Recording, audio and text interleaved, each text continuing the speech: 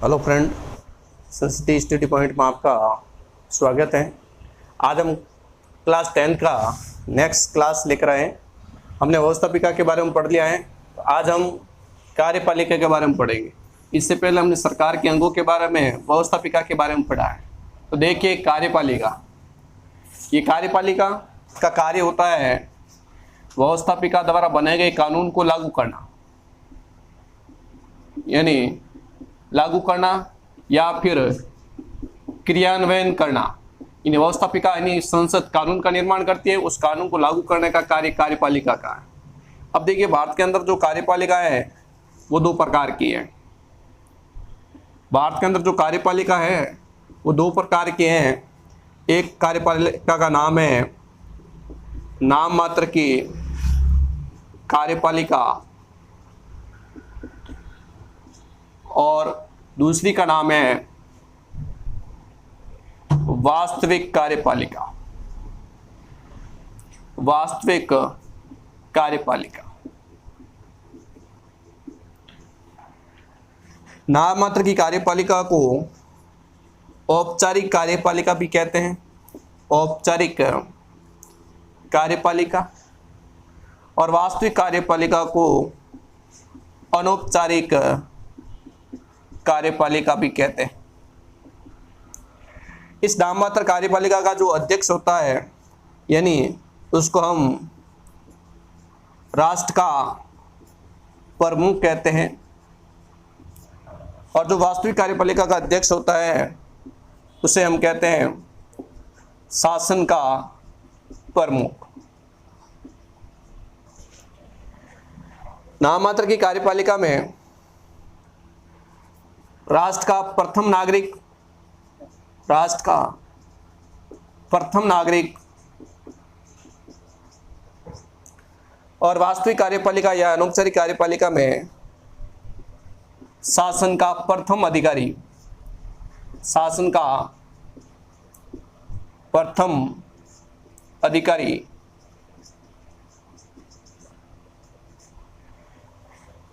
इसके अंदर जो इस नाममात्र कार्यपालिका का प्रमुख होता है, या औपचारिक कार्यपालिका का प्रमुख, या राष्ट्र का प्रमुख, या राष्ट्र का प्रथम व्यक्ति, उसको हम कहेंगे राष्ट्रपति। जो वास्तविक कार्यपालिका का अध्यक्ष, अनौपचारिक कार्यपालिका का अध्यक्ष, या शासन का प्रमुख, या शासन का प्रथम अधिकारी, इसके अंदर प्रधानमंत्री होता है और प्रधानमंत्री सहित पूरी मंत्रिपरिषद। ये वास्तविक कार्यपालिका या अनौपचारिक कार्यपालिका का अध्यक्ष होता है प्रधानमंत्री। ये हमने कार्यपालिका के बारे में बेसिक नॉलेज के बारे में पढ़ा है। तो आपको ध्यान रखना, कार्यपालिका का एक ही कार्य है, यानी व्यवस्थापिका द्वारा बनाए गए कानून को कार्यपालिका उस कानून को लागू करती है, क्रियान्वयन करती है। ये दो प्रकार के है भारत के अंदर। एक है नाम मात्र की कार्यपालिका, दूसरी है वास्तविक कार्यपालिका। नाम मात्र की कार्यपालिका का दूसरा नाम है औपचारिक कार्यपालिका और वास्तविक कार्यपालिका का दूसरा नाम है अनौपचारिक कार्यपालिका।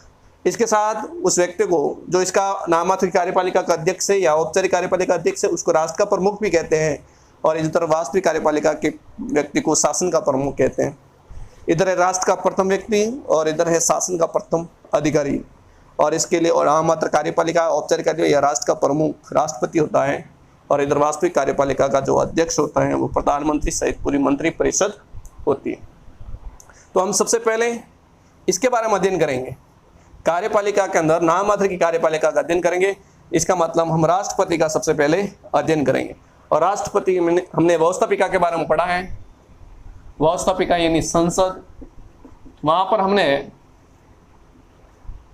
लोकसभा व राज्यसभा, इनके बारे में हमने पढ़ लिया है, यानी इनके संरचनाओं के बारे में पढ़ लिया, इनके अधिकार शक्तियों के बारे में पढ़ लिया। और राष्ट्रपति के बारे में पढ़ रहे थे, तो राष्ट्रपति आता कार्यपालिका के अंदर, इसके अंतर्गत हम इसका अध्ययन करेंगे।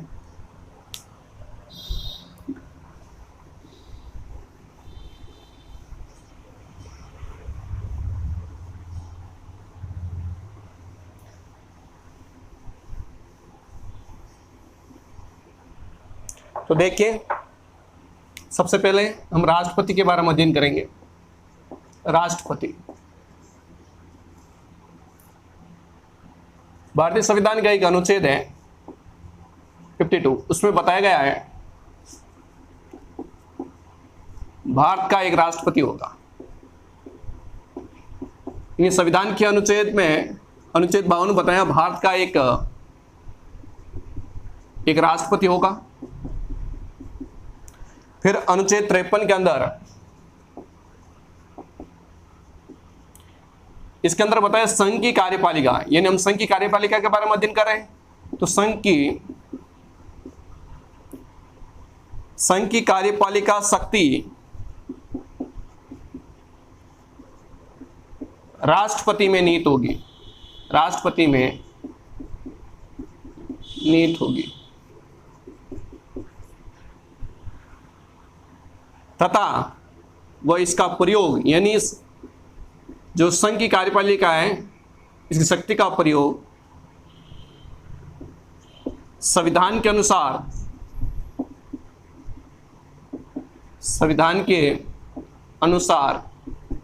या तो वो स्वयं करेगा या उसके अधीनस्थ पदाधिकारी उस शक्ति का प्रयोग करेगा। यानी भारतीय संविधान का अनुच्छेद 53 कहता है कि संघ की कार्यपालिका शक्ति राष्ट्रपति, इन संघ की कार्यपालिका जो भी शक्ति है वो राष्ट्रपति के अंदर निहित है और वो इसका प्रयोग संविधान के अनुसार या तो खुद करेगा या उसके नीचे के पदाधिकारी या अधिकारी उसका प्रयोग करेंगे। इसके साथ ही संघ की कार्यपालिका में कौन कौन आता है वो देखिए। संघ की कार्यपालिका के अंदर इसके अंतर्गत सबसे पहले राष्ट्रपति आता है, फिर आता उपराष्ट्रपति, फिर आता प्रधानमंत्री व मंत्रिपरिषद,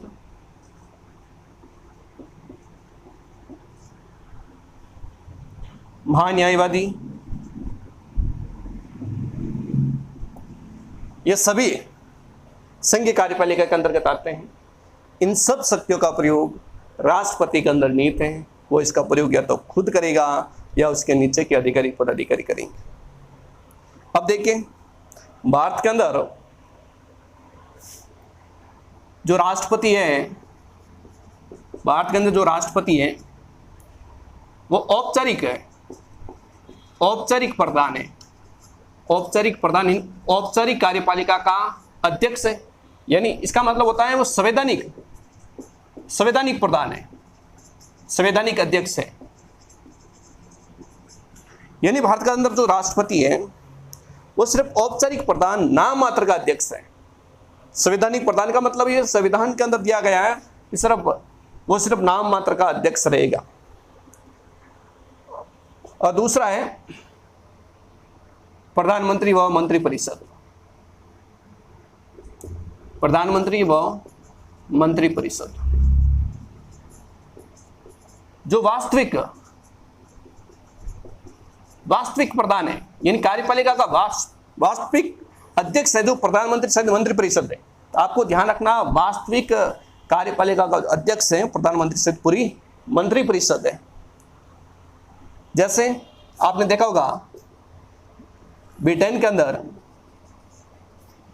जो ब्रिटिश सम्राट की स्थिति है, ब्रिटिश सम्राट की स्थिति वो भारत के राष्ट्रपति जैसी है। कहने का मतलब ब्रिटिश सम्राट की स्थिति है वो भारत के अंदर राष्ट्रपति के, ब्रिटेन के अंदर नाम मात्र का अध्यक्ष होता है और भारत के अंदर राष्ट्रपति नाम मात्र का अध्यक्ष होता है। अब देखिए भारत के अंदर राष्ट्रपति की जी योग्यताएं, ये इसकी बेसिक, कभी कभार कंपटीशन के अंदर सवाल भी पूछा है कि भारत के संविधान के कौन सा अनुच्छेद में बताया गया भारत का एक राष्ट्रपति होगा, तो अनुच्छेद 52 के अंतर्गत। और 53 के अंदर बताया संघ की कार्यपालिका शक्ति राष्ट्रपति के अंदर निहित होगी। ये भारतीय संविधान का अनुच्छेद 53 बता रहा है कि भारत के अंदर राष्ट्रपति की जो शक्तियां हैं कार्यपालिका के अंदर निहित होगी, वो भारतीय संविधान का अनुच्छेद 53 बताता है। एक कभी कभार कंपटीशन के एग्जाम के अंदर भी ऐसा सवाल पूछा जाता है। और ये भी सवाल पूछा जाता है भारत के अंदर संवैधानिक प्रमुख कौन है, तो आपको बताना है राष्ट्रपति। और दूसरा ऐसा भी सवाल पूछा जाता है वास्तविक कार्यपालिका का अध्यक्ष कौन है, तो आपको बताना है प्रधानमंत्री सहित पूरी मंत्रिपरिषद। अब देखिए राष्ट्रपति की योग्यताएं,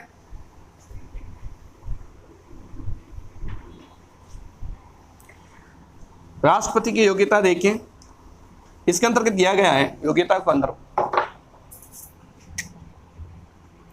राष्ट्रपति की योग्यता है। पहले योग्यता इसकी वह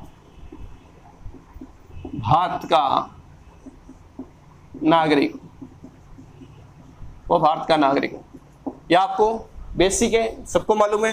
भारत का नागरिक राष्ट्रपति बनेगा, कोई विदेशी नागरिक राष्ट्रपति नहीं बनेगा।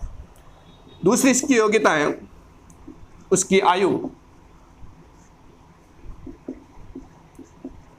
35 वर्ष से अधिक, यानी राष्ट्रपति बनने के लिए कम से कम 35 वर्ष की आयु होनी बहुत जरूरी है। 35 वर्ष की आयु पूर्ण कर ली है वो व्यक्ति राष्ट्रपति बनने के योग्य है। तीसरी है लोकसभा का सदस्य बनने की योग्यता रखता, यानी कहने का मतलब है तीसरी योग्यता है लोकसभा सदस्य बनने की योग्यता हो। इसके अंतर्गत आपको यह ध्यान रखना है लोकसभा सदस्य बनने के लिए जैसे वो भारत का नागरिक होना चाहिए, उसकी आयु 25 वर्ष होना चाहिए, वो किसी लाभ के पद पर नहीं होना चाहिए, वो किसी पागल और दिवाले घोषित ना हो। ये योग्यता इससे पहले हमने लोकसभा की संरचना के बारे में हमने पढ़ लिया था, तो उसमें ये दी गई है। तो आपको ये ध्यान रखना लोकसभा का सदस्य बनने की योग्यता रखता हो। तो कभी कभार सवाल पूछा जाता है कि निम्न में से राष्ट्रपति की योग्यताएं नहीं है, तो यहाँ पर कभी कभार राज्यसभा पूछा जाता है। आपको बताना जब राज्यसभा का सदस्य, इसका मतलब ये आंसर क्या होता है, गलत होता है। और फिर दे रखा है 4 नंबर इसकी योग्यता केंद्र सरकार यानी भारत सरकार,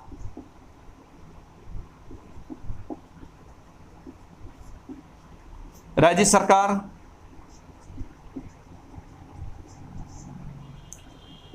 व स्थानीय सरकार में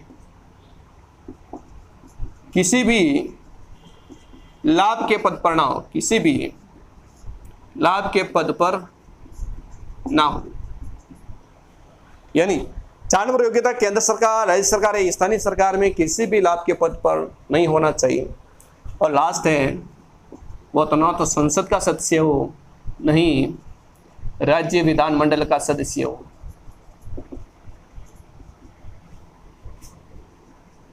राज्य विधानमंडल का सदस्य ना हो, यानी इसके साथ ही संसद और राज्य विधानमंडल का सदस्य नहीं होना चाहिए, वही व्यक्ति राष्ट्रपति की योग्यता के लिए परिपूर्ण है। तो आपको ये ध्यान रखना है, 5 योग्यता अच्छी तरीके से याद कर देना है। इन योग्यता को अंदर देखना है, वो भारत का नागरिक होना चाहिए। दूसरा है उसकी आयु 35 वर्ष से अधिक हो, इसका मतलब क्या है, वो व्यक्ति 35 वर्ष की आयु पूरी कर चुका हो। तीसरी है वो लोकसभा का सदस्य बनने की योग्यता रखता हो। 4 नंबर दे रखा है केंद्र सरकार, राज्य सरकार व स्थानीय सरकार के किसी भी लाभ के पद पर नहीं होना चाहिए, यानी किसी भी सरकार के लाभ के पद पर नहीं होना चाहिए। और 5 नंबर दे रखा है संसद, राज्य विधानमंडल का सदस्य न हो, नहीं तो संसद का सदस्य होना चाहिए, नहीं राज्य के किसी विधानमंडल का सदस्य होना चाहिए। इसलिए आपको ये ध्यान रखना है, राष्ट्रपति की योग्यता बहुत इंपॉर्टेंट है। इसके बाद में देखिए राष्ट्रपति का निर्वाचन।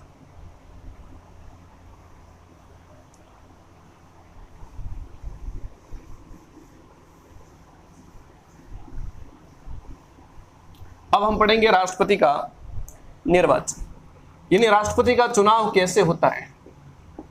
निर्वाचन यानी राष्ट्रपति का चुनाव। तो देखिए राष्ट्रपति का जो चुनाव होता है वह चुनाव अप्रत्यक्ष रूप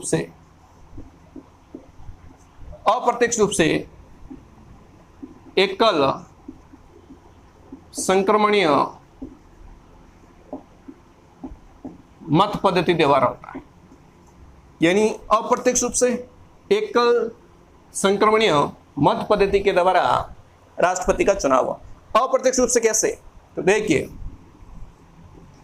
संसद के दोनों सदनों के, यानी लोकसभा और राज्यसभा, संसद के दोनों सदनों के सभी निर्वाचित सदस्य ये राष्ट्रपति के चुनाव में भाग लेते हैं। इसके साथ ही राज्य विधानमंडलों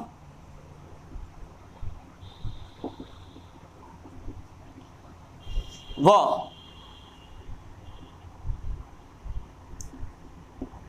संघीय यानी केंद्र शासित प्रदेशों के, इसका मतलब है संघीय का मतलब है केंद्र शासित, संघीय क्षेत्रों के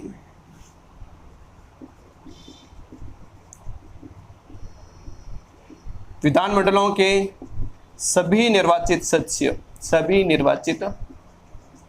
सदस्य राष्ट्रपति के चुनाव के अंदर भाग लेते हैं। यानी वापस देखिए, राष्ट्रपति का चुनाव होता है संसद के दोनों सदनों के सभी निर्वाचित सदस्य, यानी लोकसभा और राज्यसभा के सभी निर्वाचित सदस्य।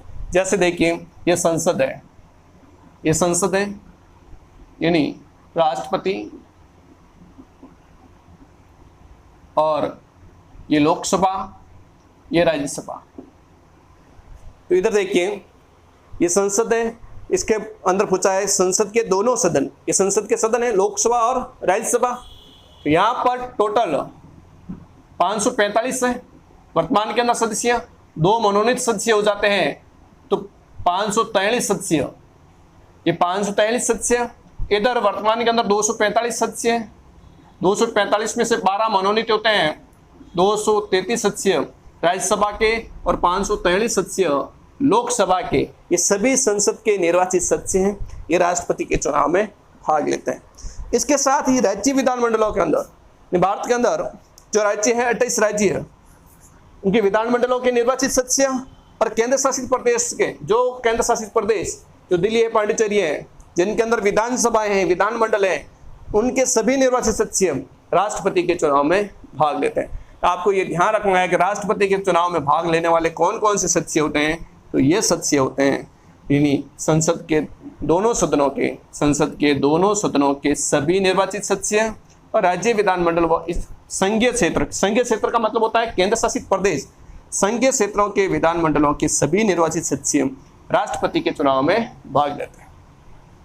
अब ये सभी सदस्य जो संसद के दोनों सदनों के सभी निर्वाचित सदस्य, राज्य विधानमंडल और संघीय क्षेत्रों के विधानमंडलों के सभी निर्वाचित सदस्य एकल संक्रमणीय मत पद्धति के आधार पर क्या करते हैं, चुनाव करते हैं। चुनाव में यानी उम्मीदवार को सफलता प्राप्त करने के लिए न्यूनतम कोटा प्राप्त करना बहुत जरूरी है, यानी न्यूनतम मत प्राप्त करना बहुत जरूरी है। तो न्यूनतम कोटा का एक फॉर्मूला दे रखा है, न्यूनतम कोटा बराबर दिए गए वैध मतों की संख्या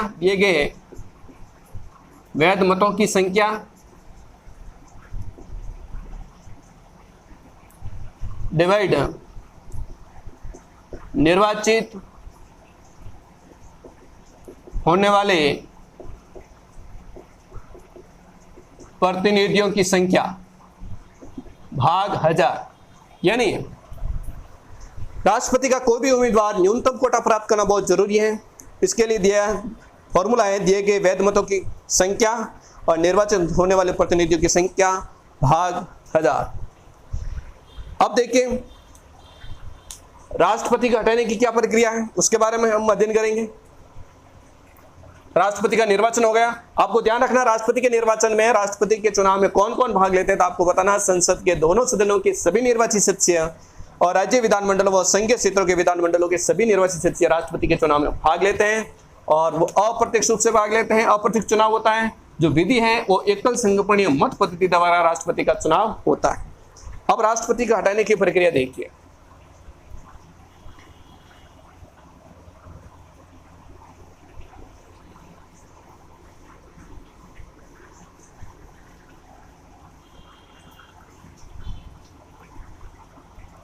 अब राष्ट्रपति को हटाने के लिए, तो राष्ट्रपति को हटाने की जो प्रक्रिया है उस प्रक्रिया को हम महाभियोग कहते हैं। महाभियोग याद रखना, राष्ट्रपति को हटाने के लिए जो प्रक्रिया है उसको कहेंगे महाभियोग की प्रक्रिया। इसके अंतर्गत आपको समझना है कि राष्ट्रपति का जो कार्यकाल होता है वो कार्यकाल होता है 5 वर्ष का। राष्ट्रपति का कार्यकाल 5 वर्ष का होता है। अब देखिए, महाभियोग जो लगाया जाता है, यानी राष्ट्रपति पर जो आरोप लगाए जाते हैं, वो आरोप लगाने का जो अधिकार है,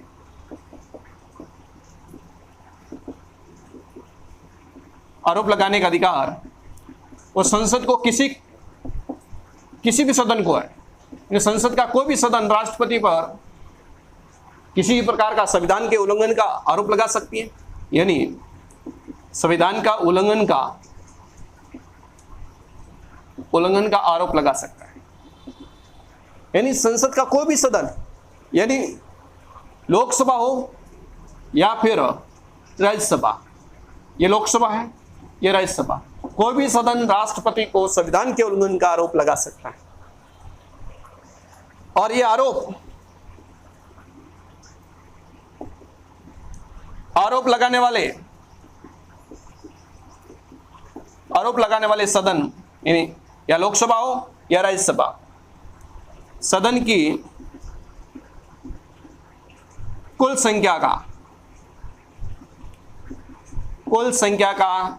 1/4 सदस्यों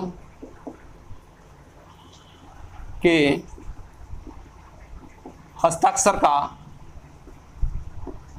हस्ताक्षर आवश्यक है।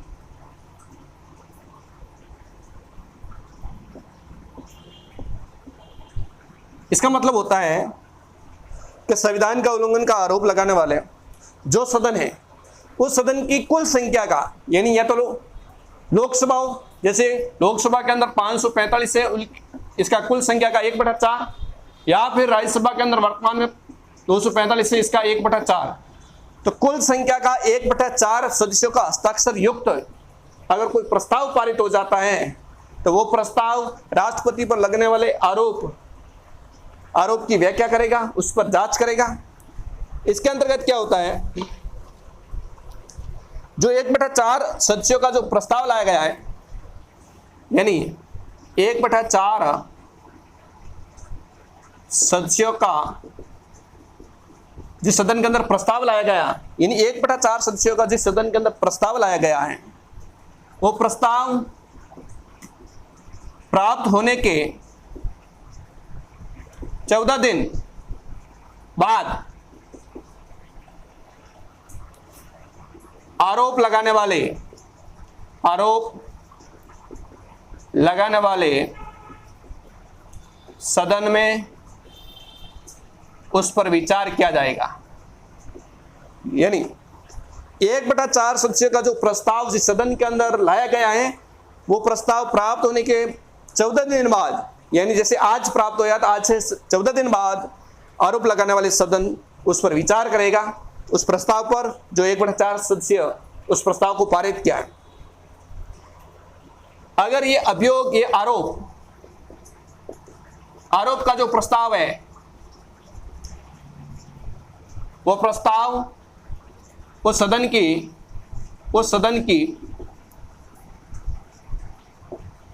कुल संख्या का 2/3 सदस्यों द्वारा स्वीकृत हो जाए, यानी आरोप का प्रस्ताव उस सदन की कुल संख्या का 2/3 सदस्य अगर उस प्रस्ताव को स्वीकृत कर देते हैं, आरोप का प्रस्ताव उस सदन की कुल संख्या का 2/3 सदस्य अगर स्वीकृत कर देता है, उस प्रस्ताव को, जो ये प्रस्ताव 2/3 से पारित किया है, उसके बाद उस प्रस्ताव को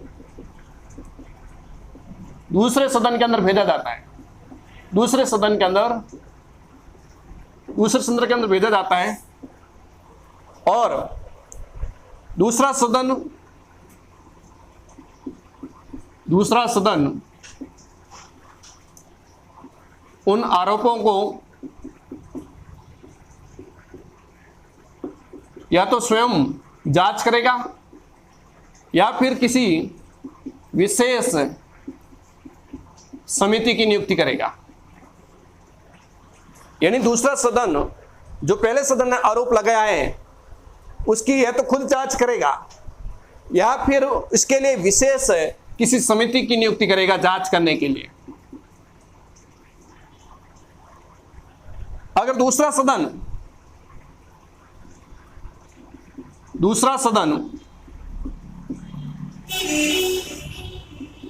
राष्ट्रपति के आरोप को सिद्ध कर देता है, यानी दूसरा सदन राष्ट्रपति के आरोप को सिद्ध कर देता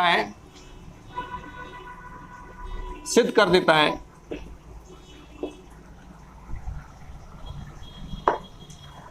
तो दूसरा सदन अपने कुल सदस्यों का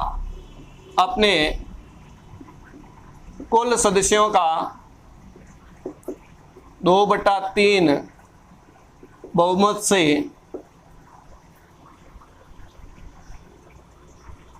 प्रस्ताव पारित कर देता है। उस दिन से राष्ट्रपति हटा हुआ समझा जाएगा।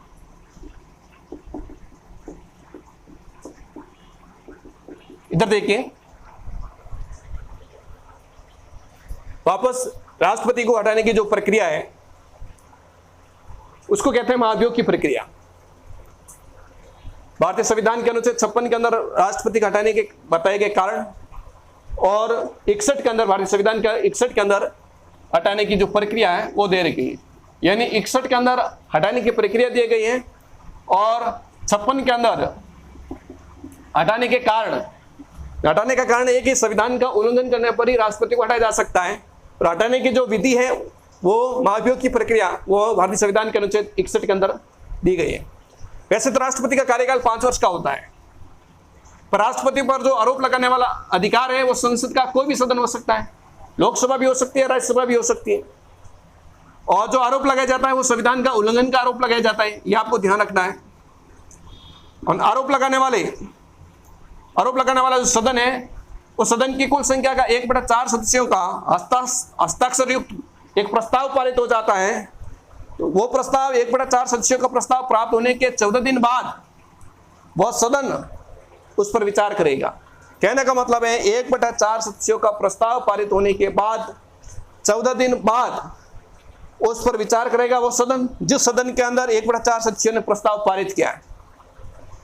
फिर आरोप लगाने वाला जो प्रस्ताव है सदन की कुल संख्या का 2/3 बहुमत से अगर उस प्रस्ताव को स्वीकृत कर देता है, स्वीकृत करने के बाद उस प्रस्ताव को दूसरे सदन के अंदर भेजा जाता है। और अगर दूसरा सदन उन आरोपों की जांच या तो खुद करेगा, स्वयं जांच करेगा, या फिर किसी विशेष समिति की नियुक्ति करेगा। अगर दूसरा सदन राष्ट्रपति के आरोप को सिद्ध कर देता है तो वह सदन अपने कुल सदस्यों का 2/3 बहुमत से प्रस्ताव पारित कर देता है। जिस दिन प्रस्ताव पारित हुआ उस दिन से राष्ट्रपति हटा हुआ समझा जाएगा। यह आपको ध्यान रखना, राष्ट्रपति को हटाने की प्रक्रिया है महाभियोग की प्रक्रिया। आपसे सवाल भी बना जा सकता है, राष्ट्रपति को हटाने की प्रक्रिया का उल्लेख करिए तो आपको बताना। नेक्स्ट टॉपिक को हम नेक्स्ट क्लास के अंदर पढ़ेंगे। धन्यवाद।